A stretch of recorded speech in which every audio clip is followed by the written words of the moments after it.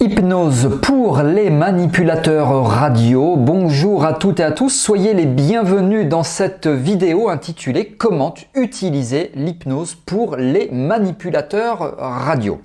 Je suis David Vigneron, je suis formateur en hypnose clinique et par ailleurs infirmier diplômé d'État et je propose régulièrement sur cette chaîne YouTube des vidéos. C'est tout à fait gratuit. Pour vous abonner à cette chaîne YouTube, cliquez sur le bouton s'abonner et activez la cloche de notification pour être informé lorsque je sors de nouvelles vidéos. Vidéo qui est destinée, oui certes, aux manipulateurs radio, aux professionnels de santé, et si vous êtes ni manipulateur radio ni professionnel de santé, soyez les bienvenus dans cette vidéo parce que c'est pour tout le monde que je partage ce contenu. Alors, si vous vous intéressez à l'hypnose en situation de soins douloureux et ou anxiogènes, je vous propose d'assister à un webinaire. C'est une conférence en ligne.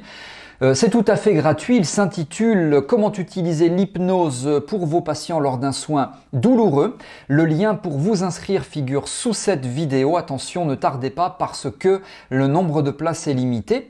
Au programme, je vais vous expliquer ce qu'est réellement l'hypnose. Oui ou non, est-ce que c'est un don? Est-ce que c'est naturel ou pas? Comment ça fonctionne? Quels sont les secrets? Ça c'est intéressant. Des hypnotiseurs de spectacle, je vais vous les dévoiler. Ils n'aiment pas trop cette partie, les hypnotiseurs de spectacle.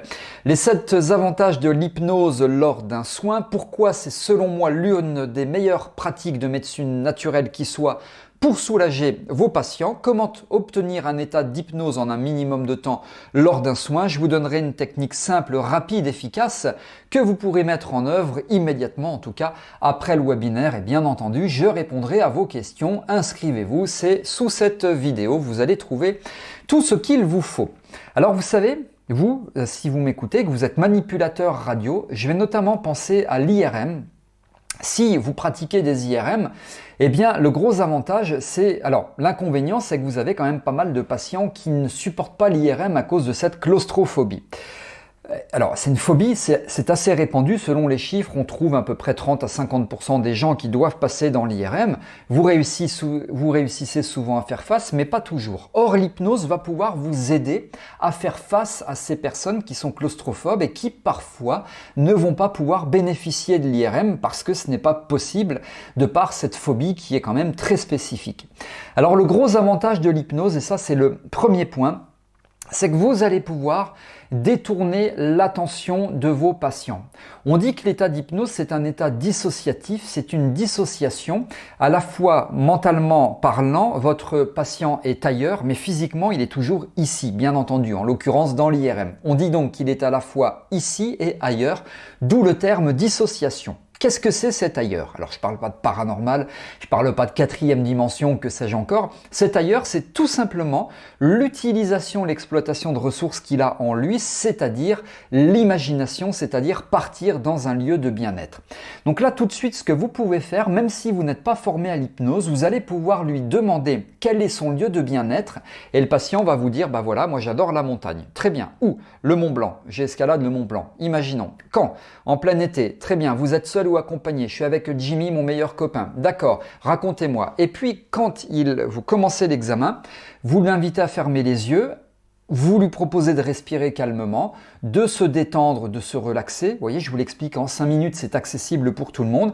Et maintenant, je vais vous inviter à partir avec votre meilleur ami Jimmy et vous vous concentrez sur Jimmy, vous vous concentrez sur le Mont Blanc car dès à présent, vous partez escalader ou vous promener, selon ce qu'il vous dit, escalader le Mont Blanc. Et là, tout est beau, tout est merveilleux. Peut-être que vous pouvez ressentir le froid ou au contraire le chaud du soleil. Et vous êtes un petit peu poétique, vous l'amenez comme cela.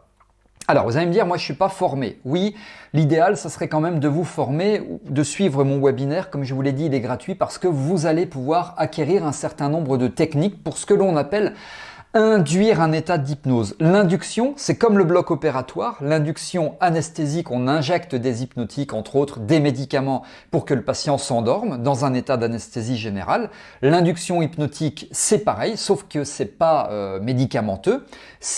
On amène le patient dans un état modifié de conscience. Alors si vous combinez l'état modifié de conscience, donc l'induction hypnotique avec l'approfondissement de transe hypnotique, eh bien c'est génial parce que vous proposez bien sûr le lieu de bien-être et donc vous serez encore plus efficace. Et votre patient, qu'est-ce qui va se passer pour votre patient? Eh bien mentalement, je vous l'ai dit, de par cette dissociation, il ne sera plus ici avec vous, enfin c'est pas vous le problème, en l'occurrence c'est l'IRM, il sera plus dans l'IRM mais il sera en train d'escalader le Mont Blanc ou peu importe, hein, piste de ski ou alors la mer, enfin la campagne, peu importe, mais en tout cas en fonction de ce qu'il veut. Donc il sera ailleurs. Et cet ailleurs est bien meilleur que le présent, en tout cas s'agissant de l'IRM. Donc c'est beaucoup mieux pour lui de partir sur une piste de ski, par exemple, que de rester dans l'IRM. En plus, pour vous, ça vous apporte quand même un grand confort dans la mesure où quand même, idéalement, si votre patient est immobile dans l'IRM et donc qu'il bouge le moins possible, c'est quand même le mieux pour vous. Donc en bref, vous l'accompagnez mentalement à partir dans un lieu de bien-être ailleurs qu'ici, ailleurs que l'IRM, son lieu de bien-être à lui, dans lequel c'est le kiff, dans lequel il est bien, dans lequel il est avec son meilleur ami par exemple, ou tout seul, hein, pourquoi pas, et donc il se déconnecte de la réalité. Ça vous pouvez le faire, c'est à la portée de tout le monde. Donc chers collègues manipulateurs, manipulatrices radio, moi je vous propose, c'est un défi pour vous maintenant, vous le faites. Vos prochains IRM, vous le faites, et sous cette vidéo, vous allez pouvoir partager avec moi vos retours, vos ressentis, si ça s'est bien passé, ce qu'il y a amélioré, ce que ça a donné, si vous avez des questions, etc. C'est moi qui réagirai à vos commentaires sans intermédiaire, c'est moi qui répondrai à vos questions s'il y en a, ou vos commentaires là aussi, sans intermédiaire. Voilà. Et puis si vous voulez aller un petit peu plus loin, je vous propose une formation en ligne d'hypno-analgésie et dans cette formation, il y a notamment un module destiné aux manipulateurs radio.